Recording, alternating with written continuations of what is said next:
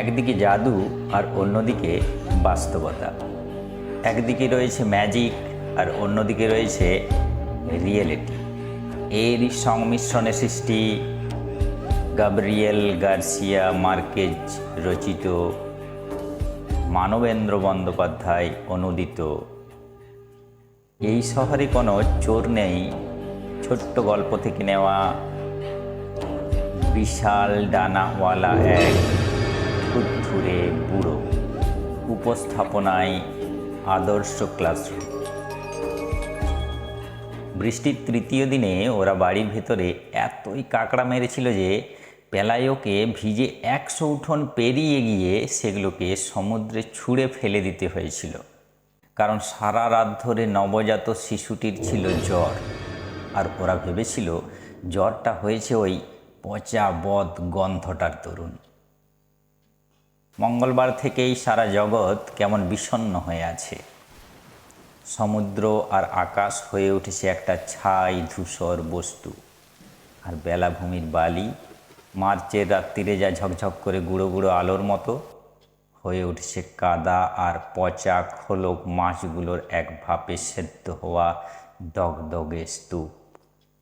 দুপুরবেলাতেই আলো এমন দুর্বল যে পেলাইও যখন কাঁকড়াগুলোকে ছুঁড়ে ফেলে দিয়ে বাড়ি ফিরছিল, তার পক্ষে দেখাই মুশকিল ছিল উঠোনের পেছন কোণটায় কি সেটা ছটপট করে নড়তে নড়তে কাতরাচ্ছে।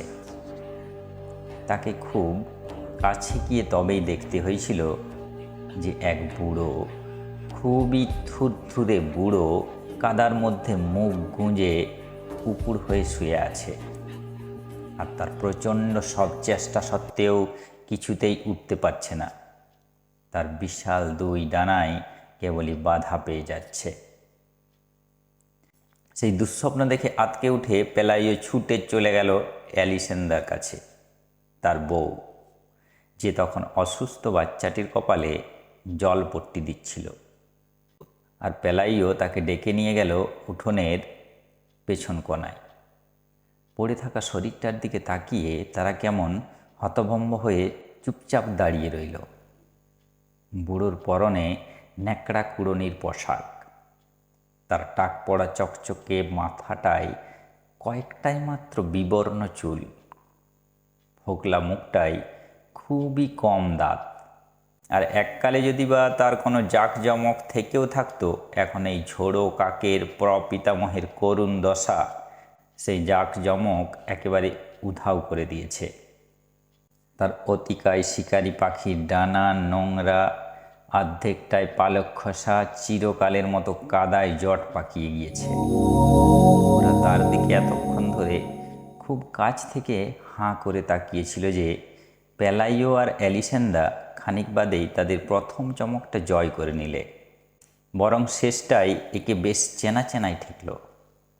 তখনই সাহস করে তার সঙ্গে কথা কইবার একটা চেষ্টা করলে তারা। আর উত্তরে সে খালাসিদের যেমন গলা ফাটিয়ে কথা বলার অভ্যেস থাকে, তেমনি রিনরিনে গলায় কি এক দুর্বোধ্য বলিতে জবাব দিলে। ওই কারণেই ওরা ডানা দুটোর ঝামেলা টামেলাকে বেমালুম কোনো পাত্তা না দিয়েই বেশ বুদ্ধিধারীদের মতোই এই সিদ্ধান্তে পৌঁছালো যে সে নিশ্চয়ই তুফানে উল্টে যাওয়া কোনো ভিনদেশি জাহাজের নিঃসঙ্গ ভরাডুবি নাবি। অথচ তবু তাকে দেখবার জন্যে ওরা এক পড়শিনীকে ডেকে আনলে। সে আবার জীবন মৃত্যুর সব গলিঘুঁজিরই হদিশ রাখে। আর তার দিকে শুধু একবার তাকিয়েই সেই পড়শিনীর ওদের বোঝাতে দেরি হলো না যে ওরা একটা মস্ত ভুল করেছে। এই যে এক দেবদূত, পড়শিনী তাদের বললে, নিশ্চয়ই বাচ্চাকে নিয়ে যেতে আসছিল, কিন্তু বেচারা এমনই বুড়ো হাবড়া যে এই মুষল বৃষ্টি তাকে একেবারে পেড়ে ফেলেছে। পরের দিনই সবাই জেনে গেল যে পেলায়োদের বাড়িতে এক রক্তমাংসের জ্যান্ত দেবদূতকে কয়েদ করে রাখা হয়েছে। জ্ঞানে ঝুনো এই পড়শিনীর বিচার বুদ্ধিকে কোনো পাত্তা না দিয়ে তার কাছে তখন দেবদূত মাত্রই কোনো স্বর্গীয় ষড়যন্ত্রের পালিয়ে বাঁচা নিদর্শন। ওরা তাকে মুগুর পেটা করে মেরে ফেলতে কোনো সায় পেলে না। রান্নাঘর থেকে পেলাইও সারা বিকেল তার উপর নজর রাখলে। তাদের পালের খাটো মুগুরটায় সে সশস্ত্র, আর রাত্রিরে শুতে যাওয়ার আগে তাকে সে কাদা থেকে হিচড়ে টেনে নিয়ে গিয়ে তারের জাল ঘেরা মুরগির খাঁচাটায় বন্ধ করে রাখলে। মাঝরাত্রিরে বৃষ্টি যখন ধরে এলো, পেলাইও আর অ্যালিসেন্দা তখনও একটার পর একটা কাঁকড়া মারছে। একটু বাদেই বাচ্চাটাও জেগে উঠল মস্ত এক খাই নিয়ে। তার গায়ে আর জ্বর নেই। তখন ওরা একটু দরাজ দিল হয়ে উঠল। ঠিক করলে যে এই দেবদূতকে ওরা 3 দিনের উপযোগী টাটকা জল আর খাবার দাবার দিয়ে একটা ভেলাই করে বারদরিয়ায় তার নিয়তির কাছে ছেড়ে দিয়ে আসবে। কিন্তু উষার প্রথম আলো ফুটবা মাত্র যখন ওরা উঠোনে গিয়ে হাজির হলো, ওরা দেখতে পেলে পুরো পাড়াটাই মুরগির খাঁচার সামনে দাঁড়িয়ে দেবদূতকে নিয়ে মজা করছে, রঙ্গ তামাশা করছে। কারো মধ্যে কোনো সম্ভ্রম বোধ নেই। তারের মধ্যে দিয়ে তাকে ছুঁড়ে ছুঁড়ে দিচ্ছে খাবার, যেন সে আপদেই কোনো অতিপ্রাকৃতিক জীব নয়, বরং সে যেন এক সার্কাসের জন্তু। সকাল 7টার আগেই পাদ্রে গনসাগা এসে হাজির। এই অদ্ভুত খবরে বেশ শঙ্কিত হয়েই হন্তদন্ত হয়ে তিনি ছুটে এসেছেন। ততক্ষণে ভোরবেলাকার দর্শকদের মতো তত রংবাজ নয় এমন দর্শকরা এসে হাজির হয়েছে। আর তারা বন্দির ভবিষ্যৎ নিয়ে নানা রকম জল্পনা কল্পনা করতে শুরু করে দিয়েছে। তাদের মধ্যে সবচেয়ে সরল লোকটা ভেবে ফেলেছে একে সারা জগতের পুরপিতা নাম দেওয়া উচিত। অপেক্ষাকৃত কঠিন হৃদয়ের লোকদের মনে হলো একে এক 5 তারা সেনাপতির পদে উন্নীত করে দেয়া হোক, যাতে সে সব যুদ্ধ বিগ্রহই জিতিয়ে দিতে পারে। কিছু কিছু দূরদর্শীর মনে হলো তাকে দিয়ে যদি পৃথিবীতে কোনো ডানাওয়ালা জাতির জন্ম দেওয়ানো যায়, তবে সে জাতিই হবে জ্ঞানে গুণে সবার সেরা, আর তারাই তখন বিশ্বব্রহ্মাণ্ডের দায়িত্ব নেবে। কিন্তু পাদ্রে গনসাগা যাজক হবার আগে ছিলেন এক হট্টাকট্টা কাঠুরে। তারের বেড়ার পাশে দাঁড়িয়ে তিনি মুহূর্তে জেরা করবার জন্যে প্রশ্নোত্তরে সব ভেবে নিলেন, আর ওদের বললেন দরজাটা খুলে দিতে, যাতে ভেতরে গিয়ে কাছ থেকে তিনি এই হতশ্রী করুণ লোকটাকে দেখে নিতে পারেন, যাকে তখন এই ভেবাচেকা খাওয়া মন্ত্রমুগ্ধ মুরগির ছানাগুলোর মধ্যে এক অতিকায় জরাজীর্ণ মুরগির মতো দেখাচ্ছিল। সে শুয়ে আছে এক কোনায়, খোলা ডানাগুলো সে শুকোচ্ছে রোদ্দুরে। চারপাশে ছড়িয়ে আছে ফলের খোসা আর ছোট হাজিরির উচ্ছিষ্ট। ভোর ভোর ওঠা দর্শকরা এসে যেসব তাকে ছুঁড়ে দিয়েছে। পাদ্রে গনসাগা যখন মুরগির খাঁচার মধ্যে ঢুকে পড়ে তাকে লাতিনে সুপ্রভাত জানালেন, জগতের ধৃষ্টতার ঔদ্ধত্য তার অচেনা বলে সে শুধু তার প্রত্নপ্রাচীন চোখ তুলে গুনগুন করে কি একটা বললে তার ভাষায়। এই যে এক জোচ্চোর ফেরেববাজ, এ বিষয়ে এ তল্লাটের যাজন পল্লীর এই পুরুতটির মনে প্রথম সন্দেহটা দানা বেঁধে উঠল। বিশেষত যখন দেখতেই পেলেন যে এ ঈশ্বরের ভাষাই বোঝে না, কিংবা জানেও না কি করে ঈশ্বরের উজির নাজিরদের সম্ভাষণ করতে হয়। তারপর তিনি খেয়াল করে দেখলেন যে খুব কাছ থেকে নজর করলে তাকে বড্ড বেশি মানুষ দেখায়। তার গা থেকে বেরোচ্ছে খোলামেলার এক অসহ্য গন্ধ। তার ডানাগুলোর পেছন দিকে গজিয়েছে নানা রকম পরভৃত, আর তার প্রধান পালকগুলোর সঙ্গে দুর্ব্যবহার করেছে পার্থিব সব হাওয়া। দেবদূতদের সগর্ব মর্যাদার সঙ্গে তুলনা করা যায় এমন কিছুই তার নেই। তারপর তিনি মুরগির খাঁচা থেকে বেরিয়ে এলেন এবং ছোট্ট একটি কথামৃত আওড়ে কৌতূহলীদের হুঁশিয়ার করে দিলেন ছলাকলাহীন সাদাসিধে অকপট লোক হওয়ার ঝুঁকি কতটা। তিনি ওদের মনে করিয়ে দিলেন যে রোমান ক্যাথলিকদের হুল্লোড়ে উৎসবে এসে কৌশলে আচমকা ল্যাং মেরে দেবার একটা বিষম বদ অভ্যাস আছে শয়তানের, যাতে অসাবধানীদের সে বেকায়দায় ফেলে দিতে পারে, বিপথে নিয়ে যেতে পারে। তিনি যুক্তি দিয়ে বোঝালেন যে কোনো ডানা যদি কোনো বাজ পাখি আর উড়োজাহাজের তফাৎ নির্ধারণ করে নেবার কোনো আবশ্যিক উপাদান না হয়, তবে দেবদূতদের শনাক্ত করবার বেলায় ডানার গুরুত্ব তো আরোই কমে। তৎসত্ত্বেও তিনি কথা দিলেন যে তিনি তার বিশপকে একটা চিঠি দেবেন, যাতে বিশপ তার গির্জাশাসিত পল্লীর আর্চ বিশপকে লিখতে পারেন, আর তিনি তারপর লিখতে পারেন সর্বোচ্চ মহান্তকে, যাতে উচ্চতম আদালত থেকে সর্বাধিনায়কের চূড়ান্ত রায়টি পাওয়া যায়। তার বিচক্ষণতা, দূরদর্শিতা সকলই গিয়ে পড়ল বন্ধা সব হৃদয়ে। বন্দি দেবদূতের খবর এত দ্রুত ছড়িয়ে পড়ল যে কয়েক ঘন্টা বাদেই এক বড় হাট বাজারের ব্যস্ততা সরগোল উঠল উঠোনে। আর ভিড়কে সরিয়ে দেবার জন্য ডাকতে হলো সঙ্গীন সমেত সেনাবাহিনীকে, নইলে বাড়িটা তারা প্রায় ধসিয়েই দিত। এই হাট বাজারে এত জঞ্জাল ঝাঁট দিয়ে এলিসেন্দার শিরদাঁড়া যেন দুমড়ে গিয়েছে। শেষটায় তার মাথায় খেলে গেল, আরে উঠোনের চারপাশে বেড়া দিয়ে সকলের কাছ থেকেই তো দর্শনী বাবদ 5 সেন্ট করে চাওয়া যায়। কৌতূহলীরা এলো দূর দূরান্ত থেকে। এক ভ্রাম্যমান সার্কাস দল এসে পৌঁছালো, যার ছিল এক উড়ন্ত দরবাজি। সে ভিড়ের উপর বার কয়েক ভোঁ ভোঁ করলে, কিন্তু কেউ তার দিকে কোনো পাত্তাই দিলে না, কারণ তার ডানাগুলো মোটেই কোনো দেবদূতের মতো ছিল না, বরং সেগুলোকে দেখাচ্ছিল কোনো নক্ষত্র বা দূরের। জগতের সবচেয়ে দুর্ভাগা ও অশক্তরা এলো স্বাস্থ্যের সন্ধানে। এলো এক বেচারি মেয়ে, জন্ম থেকেই যে গুনে যাচ্ছিল তার বুকের ধুকধুক। গুনতে গুনতে এখন সে সব সংখ্যায় শেষ করে ফেলেছে। এলো এক পর্তুগিজ, কিছুতেই যে কখনো ঘুমোতে পারে না, কারণ তারাদের কোলাহল তার ঘুম কেবলই চটিয়ে দেয়। এলো এক ঘুমে হাঁটা লোক, যে দিনে জেগে থাকা অবস্থায় যা যা করেছে সব রাত্রিরে ঘুমের ঘোরে উঠে গুবলেট করে দেয়। এছাড়া কতজন, তাদের অবশ্য অত ভয়াবহ সব অসুখ নেই।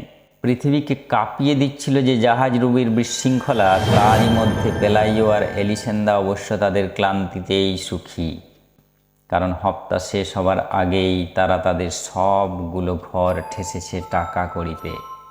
আর ভেতরে ঢোকবার পালা কখন আসে তার জন্যে যে তীর্থযাত্রীর সার অপেক্ষা করছে বাইরে, তা এমনকি দিগন্তও পেরিয়ে কোথায় চলে গিয়েছে। এই দেবদূতই ছিল একমাত্র যে তার নিজের এই হুলুস্থুলু নাট্যে কোনো ভূমিকা নেয়নি। তার এই ধার করা নীড়ে কিভাবে সে একটু আরাম পাবে তারই চেষ্টায় সে কাটায় সারা সময়। তেলের বাতি বা উপাসনার মোমবাতিগুলোর নারকীয় চালায় আর উত্তাপে তার প্রায় মাথাটা খারাপ হবার জোগাড়, অথচ ওগুলো সারাক্ষণ ওই তারের খাঁচায় জ্বলছে। গোড়ায় তাকে ওরা ন্যাপথালিন খাওয়াবার চেষ্টা করেছিল, সেই পরমজ্ঞানী পড়শিনীর প্রজ্ঞা অনুযায়ী তাই নাকি দেবদূতের খাদ্য হিসাবে বিধান বিদিত। কিন্তু সেও সব ফিরিয়ে দিয়েছে, যেমন সে ফিরিয়ে দিয়েছে পোপের ভোজ। পাপী তাপীরা প্রায়শ্চিত্ত করবার জন্য মানত করে এসব ভুরি ভোজ তার কাছে নিয়ে এসেছিল, আর তারা কখনো এটা বুঝে উঠতে পারেনি সে যে বেগুন ভর্তা ছাড়া আর কিছুই খায় না। সে একজন দেবদূত বলে নাকি ফোগলা দাঁতের এক বুড়ো থুরথুরে বলে, তবে একমাত্র অতি প্রাকৃতিক শক্তি মনে হলো তার ধৈর্য।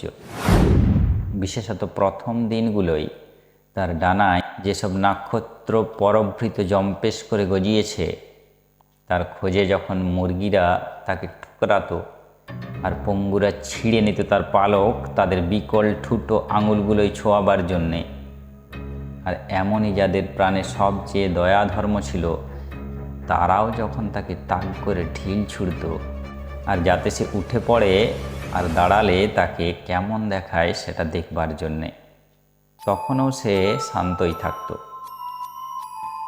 একবার যেবার তারা তাকে উস্কে তাতিয়ে দিতে পেরেছিল, সে তখনই যখন তারা তার পাশটা পুড়িয়েছিল তপ্ত লোহায়, যা দিয়ে ছ্যাঁকা লাগিয়ে তারা বলদের গায়ে মার্কা দিত, কারণ সে এতক্ষণ কেমন ঝিম মেরে নিশ্চল পড়েছিল যে তারা ভেবেছিল সে বুঝি মরেই গিয়েছে। আতকে জেগে উঠেছিল সে তখন। তার ওই রুদ্ধ দুর্বোধ্য অচেনা ভাষায় চেঁচিয়ে প্রলাপ বকেছিল। চোখ ফেটে জল বেরিয়ে এসেছিল তার, আর সে তার ডানা ঝাপতেছিল বারদুই, যা মুরগির বৃষ্ঠা আর চান্দ্র ধুলোর এক ঘূর্ণি হাওয়া তুলে দিয়েছিল। আর এমন একটা দমকা ঝাপটা তুলেছিল আতঙ্কের, যাকে কিছুতেই এই জগতের বলে মনে হয়নি। যদিও অনেকে ভেবেছিল তার সাড়াটা ঠিক ক্রোধের নয়, বরং জ্বালার, ব্যথার। আর সেই থেকেই তারা হুঁশিয়ার হয়ে যায় যাতে তাকে আর এমন চটিয়ে দেওয়া না হয়। কারণ বেশিরভাগ লোকই বুঝেছিল তার এই নিষ্ক্রিয় ঔদাস্য মোটেই কোনো বীর নায়কের বিশ্রাম নয়, বরং কোনো মহাপ্লাবনের পূর্ব মুহূর্তের থমথমে ছমছমে ঘুম। বাড়ির ঝি চাকরানীদের প্রেরণা পাওয়া সব সূত্র দিয়েই পাদ্রে গনসাগা ভিড়ের ছ্যাবলামিটা ঠেকিয়ে রেখেছিলেন। বন্দির প্রকৃতি সম্বন্ধে চূড়ান্ত রায় কী আসে তারই জন্যে অপেক্ষা করছিলেন তিনি। কিন্তু রোম থেকে আসা চিঠিতে কোনো তাড়াই দেখা গেল না। তারা তাদের সময় কাটিয়ে দিলে এই সব প্রশ্নে, বন্দির কোনো নাভি আছে কিনা, তার কথাবার্তার সঙ্গে সিরিয়াস প্রাচীন ভাষার কোনো সম্পর্ক আছে কিনা, একটা ছুঁচের ডগায় তার মতো কটা মাথা এঁটে যায়, অথবা সে কি নিছকই নরয়ের কোনো লোক গায়ে ডানা লাগিয়ে নিয়েছে। এই সব তুচ্ছ অতি সংক্ষিপ্ত চিঠিগুলো হয়তো সময়ের শেষ অবধি যাতায়াত করতে থাকত, যদি না এক দৈব ঘটনা পাদ্রে গনসাগার সব নাজেহাল বিপত্তির একটা ইতি টেনে দিত।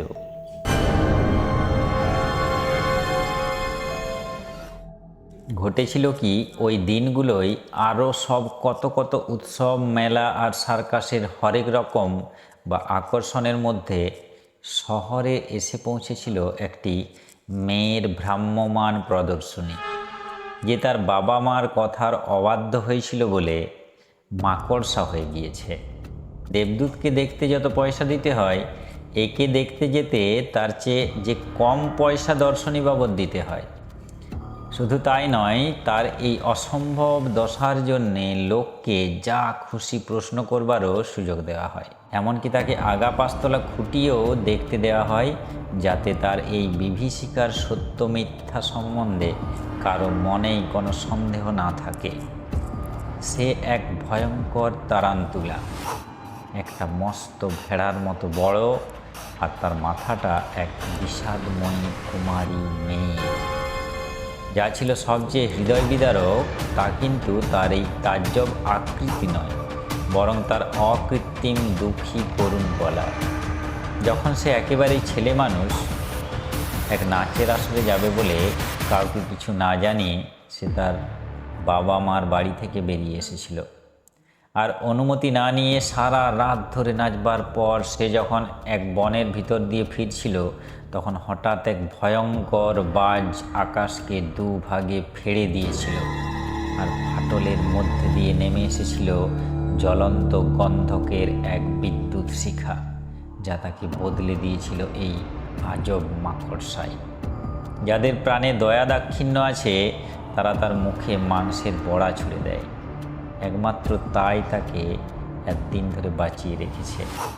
এরকম এক দৃশ্য, যার মধ্যে এতই মানবিক সত্য আর এমন এক ভয়ঙ্কর শিক্ষা আছে, যে তার চেষ্টা না করেও হারিয়ে দিতে পারে কোনো উদ্ধত দেবদূতের প্রদর্শনী। যে দেবদূত কিনা কচ্চিৎ কখনো নাক সিটকে তাকায় মর্তবাসীদের দিকে। তাছাড়া দেবদূতের নামে যে কটা অলৌকিক অঘটনের দায় চাপিয়ে দেওয়া হয়েছিল, তা শুধু এক ধরনের মানসিক বিশৃঙ্খলাই বোঝাচ্ছিল। যেমন এক অন্ধ আতুর, সে তার দৃষ্টি ফিরে পায়নি বটে, তবে তার 3টে নতুন দাঁত গজিয়েছিল। কিংবা এক পঙ্গু বেচারি, যে হেঁটে হেঁটে গিরি লঙ্ঘন করতে পারেনি বটে, তবে একটা লটারি প্রাইজ জিততেই যাচ্ছিল। কিংবা এক কুষ্ঠ রোগী, যার ঘাগুলো থেকে গজিয়েছিল সূর্যমুখী ফুল। কোনো সান্ত্বনা পুরস্কারের মতো এসব অলৌকিক কাণ্ড আসলে প্রায় বিসদৃশ সব মস্করা বা কৌতুকের মতোই। আর এসবের ফলে এই দেবদূতের মান সম্ভ্রম খ্যাতি ধুলোয় লুটিয়ে পড়েছিল। তারপর মাকড়সায় বদলে যাওয়া মেয়েটি আসতেই তার সব নাম ডাক একেবারে ধসে পড়ল। এইভাবেই পাদ্রে গনসাগা তার অনিদ্রা রোগ থেকে চিরকালের মতো রেহাই পেয়ে গেলেন। আর পেলায়োদের উঠোন সেই রকমই ফাঁকা হয়ে গেল 3 দিন 3 রাত্রি, যখন একটানা ঝমঝম করে বৃষ্টি পড়ছিল আর কাকড়ারা হাঁটছিল তাদের শোবার ঘরে। বাড়ির মালিকদের অবশ্য বিলাপ করার কোনোই কারণ ছিল না। যে টাকা তারা কামিয়েছিল তা দিয়ে তারা এক চক মেলানো দোতলা বাড়ি বানিয়ে নিলে। সে বাড়ির ছিল অলিন্দ আর বাগান আর উঁচু তারের জাল, শীতের সময় যাতে কাঁকড়ারা আর ভেতরে ঢুকতে না পারে। আর জানালায় ছিল লোহার গারদ, যাতে কোনো পথ হারা দেবদূত ঢুকে পড়তে না পারে আচমকা।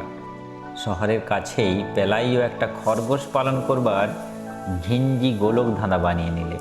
চিরকালের মতো ইস্তফা দিলে তারা সাধ্যপালের কাজে। আর এলিসেন্দা কিনে নিলে কতগুলো উঁচু খুরওয়ালা ঢাকা জুতো আর রামধনু রঙা রেশমি কাপড়ের অনেক প্রস্ত পোশাক। তখনকার দিনে রোববারে যেসব পোশাক পরত সবচেয়ে অভিজাত ও কাঙ্ক্ষিত মহিলারা, যা যা তাদের কোনো মনোযোগ পায়নি তার মধ্যে মুরগির খাঁচাটাই একমাত্র জিনিস ছিল না।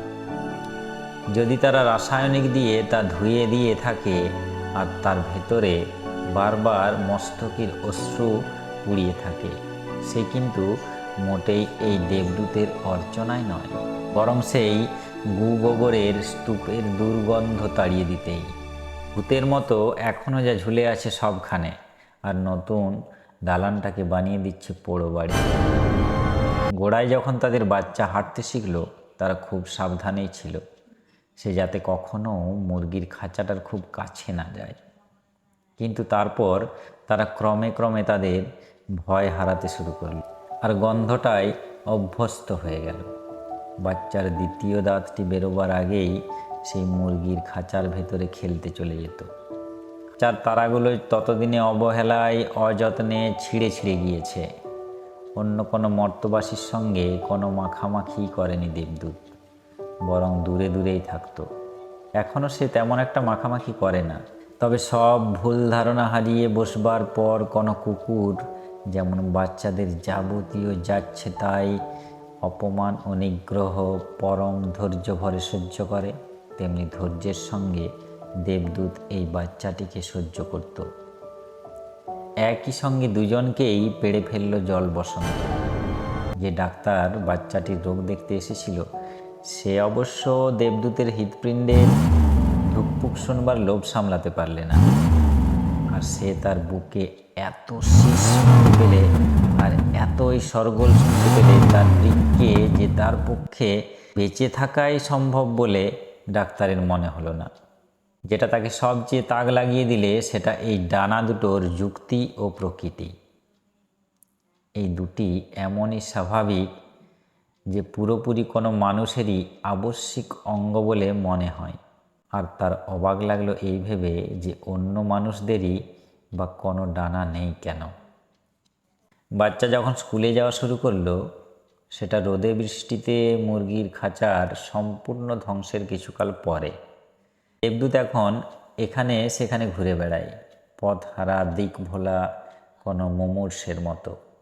ওরা তাকে ঝাঁটা মেরে বার করে দেয় শোবার ঘর থেকে, কিন্তু পরক্ষণেই তাকে দেখে রান্না করে। একই সঙ্গে তাকে এত বিভিন্ন জায়গায় দেখা যায় বলে মনে হয় যে তারা অবাক হয়ে ভাবে, এর আবার আরও কতকগুলো সংস্করণ হয়ে গেল নাকি? সে কি নিজেকেই তৈরি করছে বাড়ির সকল কোনায় খামচিতে?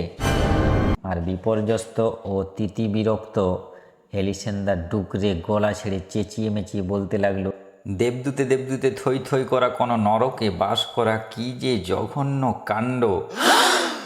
দেবদূত এখন খেতেই পারে না কিছু, আর প্রত্নপ্রাচীন চোখও এখন এত ঘোলাটে হয়ে গেছে যে সব সময়ে সে জিনিসপত্রে ধাক্কা খায়।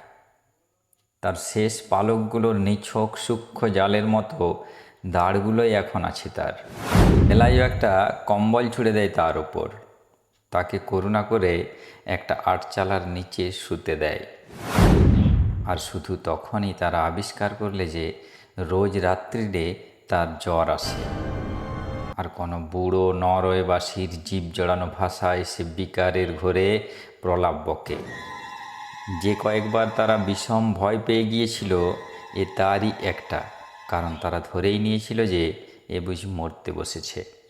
আর তাদের জ্ঞানীগুণী পড়শিনী অবধি তাদের বলতে পারলে না কোনো মরা দেবদূতকে নিয়ে তারা কি করবে। অথচ তবু যে সে তার সবচেয়ে জঘন্য শীতকালটাই টিকে গেল তাই নয়, প্রথম রোদ্দুরে ভরা দিনগুলো আসতেই মনে হলো সে ক্রমেই সেরে উঠছে। উঠোনের সবচেয়ে দূর কোণায় সে কয়েকদিন নিশ্চল পড়ে থাকে, যেখানে কেউ তাকে দেখতে পায় না। আর ডিসেম্বরের গড়ায় তার ডানায় মস্ত কতকগুলো আড়ধরা পালক গজিয়ে ওঠে, কোনো কাকতাড়ুয়ার পালক যেন সেগুলো। তার জরার আরেকটা দুর্ভাগা লক্ষণ বলেই মনে হলো এই পালকগুলোকে। কিন্তু সে নিজে নিশ্চয়ই জানতে পেরেছিল এসব বদলের আসল কারণ। কেননা কেউ যাতে তা না দেখতে পায় এ বিষয়ে সে খুবই সজাগ ছিল। সে খুবই সাবধান ছিল কেউ যাতে শুনতে না পায় আকাশ ভরা ঝিকিমিকি তারার তলায় সে যখন সিন্ধুরোলের গান গুনগুন করে। একদিন সকালে অ্যালিসিন্দা যখন পেঁয়াজকলির গুচ্ছ কাটছে, তখন আচমকা মনে হলো হঠাৎ যেন দূর বারদরিয়ার এক ঝলক হাওয়া এসে ঢুকেছে রান্নাঘরে। তখন সে জানালায় গিয়ে দেখতে পেলে দেবদূত এই প্রথম তার ডানা ছড়িয়ে ওড়বার চেষ্টা করছে। কিন্তু এমনই অগোছালো ও অনভ্যস্ত তার এই অপচেষ্টা যে তার নখগুলো সবজি বাগানের মধ্যে গভীর সব খাঁজ কেটে দিচ্ছে। আর সে হয়তো তার জবুথবু উল্টো পাল্টা ডানা ঝাপটানিতে আটচালাটাও ধসিয়ে দিত। বিশেষত বারে বারে সে যে রকম হড়কে যাচ্ছিল, কিছুতেই আঁটো করে চেপে ধরতে পারছিল না হাওয়া। তবু অবশ্য কেমন নড়বড়েভাবে সে একটু উঠতে পারল ওপরে। অ্যালিসিন্দা একটা স্বস্তির নিঃশ্বাস ফেললে, নিজের জন্য স্বস্তি আর দেবদূতের জন্যও স্বস্তি, যখন সে দেখতে পেলে যে দেবদূত এখন শেষ বাড়িগুলোর উপর দিয়ে উড়ে যাচ্ছে।